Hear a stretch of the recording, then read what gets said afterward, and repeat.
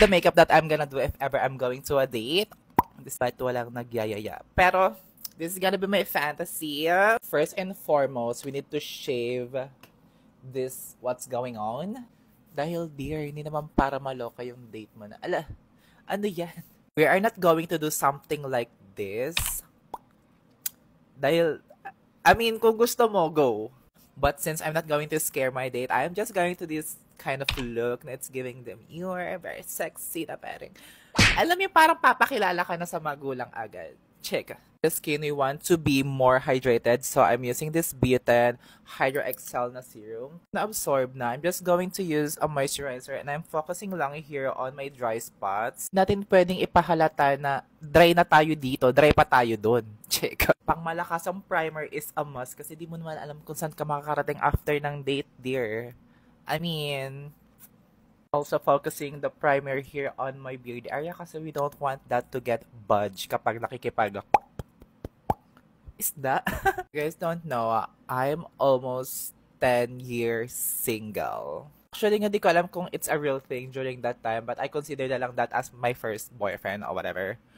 But after that, I was like, oh, I wanna focus on my study or whatever and date na lang after I graduated. But dear, I've been graduate since 2018, so do the math. To go to something glowy base today, so I'm using this Lovely Cosmetics na illuminator in the shade medium. I'm going for a skin stick moment today because ayoko naman mabigla yung date ko na kapag binura na to ay sasabihin na not same, face not same. Check. Oh my God, may nagpadala ng flowers. Parang sira!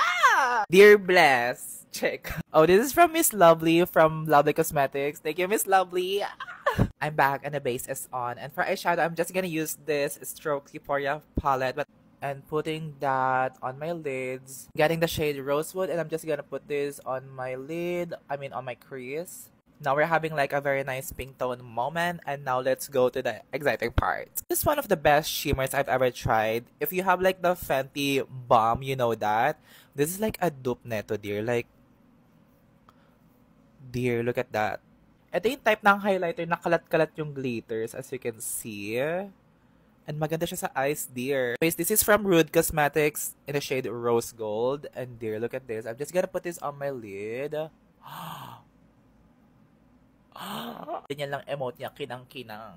Period. Para kapag nakatitig sa'yo yung date mo, mapapaano lang siya na. Yes. Check. For my lips, we're going to use something long-lasting because we don't want that to get removed while drinking. Using my trusted liquid lipstick from Maybelline. Finalize ko lang everything and I'll be right back. And this is the final look. Sabi ko sa inyo, sinasayang niya yung mga pagkakataon eh. Ang ganda ko oh. Kim. Here. Aminin nyo. Check. Yun lang. Bye. Mwah.